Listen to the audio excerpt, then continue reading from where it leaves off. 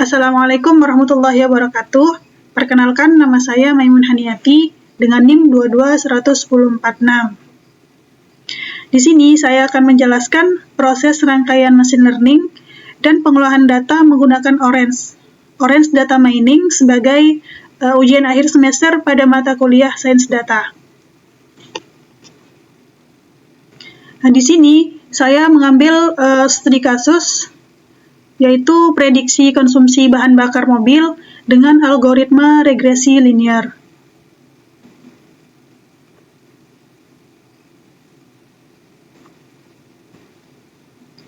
Adapun masalah yang akan diatasi yaitu konsumsi bahan bakar kendaraan merupakan faktor penting dalam efisiensi energi dan biaya operasional.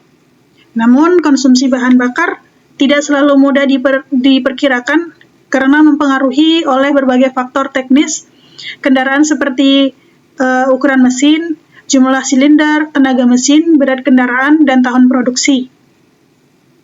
Adapun masalah yang akan dihadapi, yang pertama itu sulit untuk memperkirakan konsumsi bahan bakar secara objektif. Yang kedua, pemilik kendaraan dan produsen membutuhkan estimasi konsumsi yang akurat. Yang ketiga, tidak adanya pemodelan berbasis data untuk memprediksi konsumsi bahan bakar. Oleh karena itu, diperlukan pendekatan data science untuk memprediksi konsumsi bahan bakar kendaraan secara akurat.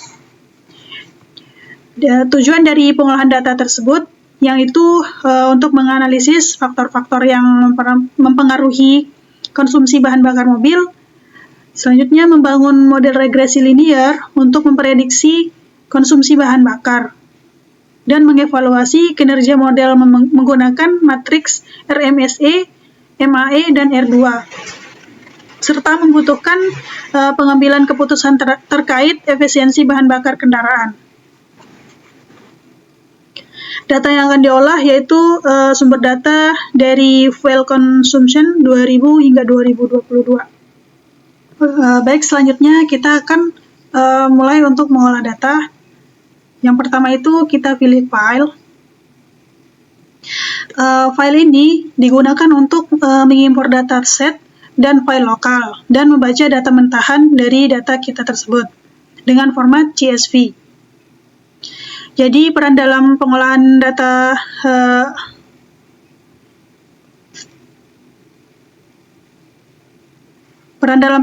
tersebut menjadi sumber data utama, menampilkan seluruh kolom dan baris, serta belum ada pemilahan atau pemrosesan. Baik, sekarang kita mulai untuk mengimpor filenya. Nah, di sini saya memilih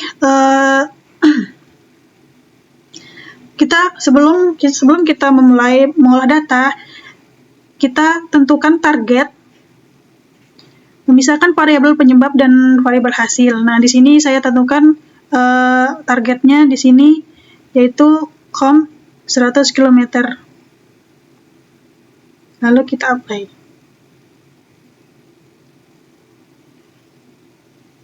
Kenapa kita menggunakan satu target? Karena di regresi linear itu harus punya satu target numerik dan tidak boleh mencampuri target sebagai filter. Selanjutnya di sini kita select column. Kita menggunakan select column. Nah, fungsi dari select column tersebut adalah menentukan filter X dan menentukan target kelas Y. Jadi peran dalam pengolahan data ini memisahkan variabel penyebab dan variabel hasil. Dan yang akan menentukan target. Nah, setelah itu kita hubungkan file ke select column. Nah, sekarang kita bisa melihat datanya. Nah, di sini ada beberapa filter, yaitu ada 1, 2, 3, 4, 5, 6. Ada 6 filter yang kita akan gunakan. Nah, selanjutnya itu ada regresi linear regression. Kita menggunakan linear regression. Di sini linear regression berfungsi untuk membangun model regresi linear dan mempelajari hubungan antara fitur dan target, serta menghasilkan persamaan matematis prediksi. Nah, di sini peran dalam pengolahan data tersebut yaitu menghitung bobot tiap fitur dan mencari hubungan linear terbaik, serta membuat model prediksi konsumsi BBM. Kenapa kita menggunakan linear regression? Karena target berupa angka kontinu dan hubungan data bersifat linear. Jadi, regresi linear mudah dipahami dan dijelaskan. Nah, selanjutnya kita hubungkan dari select columns ke linear regression.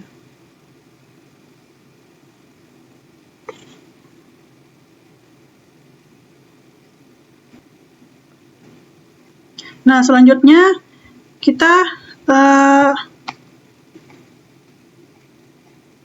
melakukan test and score.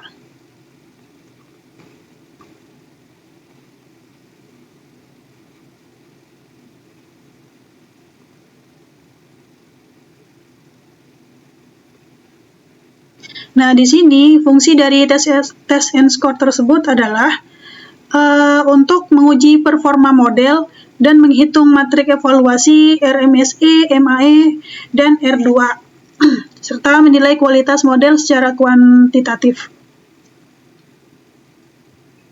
Peran dalam pengolahan data, melakukan validasi, cross-validation, serta memberikan nilai objek performa model, menentukan apakah model layak digunakan.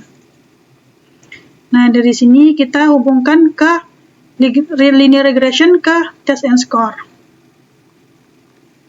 Nah, kita lihat hasilnya.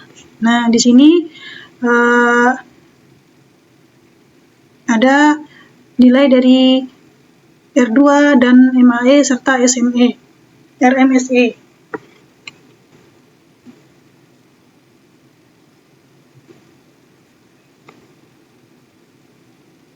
Nah, selanjutnya itu kita menggunakan prediction.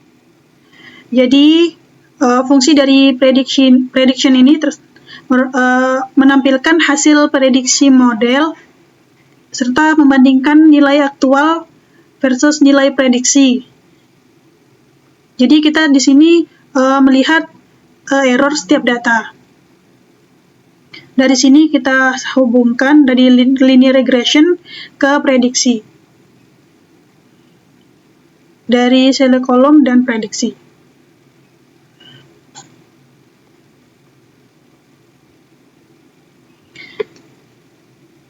Nah, peran dalam pengolahan data, jadi di sini akan menghasilkan tabel, nilai asli dari COM, nilai prediksi, serta selisih error.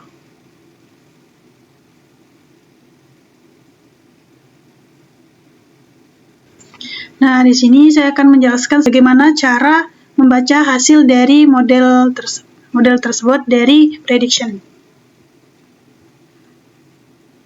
Hasil dari model linear regression, nah kita lihat dari nilai RMSE-nya atau root mean squared error. Nah, di sini errornya itu kita bisa lihat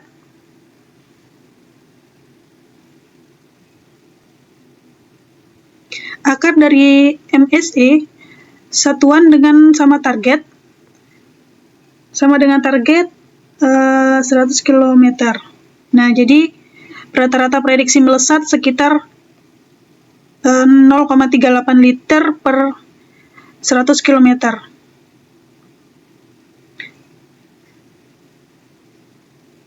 Dengan nilai RMSE-nya itu sekitar 0,37. Serta MAE-nya itu ada 0,266. Rata-rata selisih absolut prediksi, artinya prediksi model rata-rata melesat dengan 0,27 liter per 100 km. Untuk MAPE, nilainya yaitu 2,154. Kesalahan dalam bentuk persentase, artinya kesalahan prediksi hanya sekitar 2,15. Jadi, di bawah 10% sangat baik, di bawah 5% sangat akurat. Selanjutnya ada R2. R2 ini yaitu koefisien determinasi, yaitu dengan nilai angka 0,988, mengukur seberapa baik model menjelaskan data skala. Jadi dengan yang artinya itu 0 buruk, 1 sempurna. Jadi 98,8% variasi konsumsi BBM dapat dijelaskan oleh model. Ini nilai yang sangat tinggi. Jadi, kesimpulan kualitas model regresi linear sangat baik karena error kecil dari MSE, RMSE, MAE, dan MAPE. Itu nilainya sangat rendah dan akurasinya tinggi dari MAPE yaitu 2%, serta hubungan linear sangat akurat dari R2 sama dengan 1.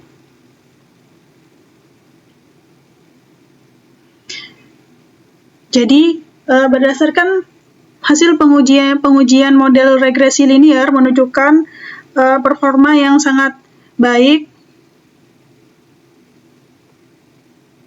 dengan nilai RMSE sebesar 0,376 dan MAPE sebesar 2,154% dengan nilai R2 sebesar 0,988, menunjukkan bahwa model mampu menjelaskan 98,8% variasi konsumsi bahan bakar kendaraan.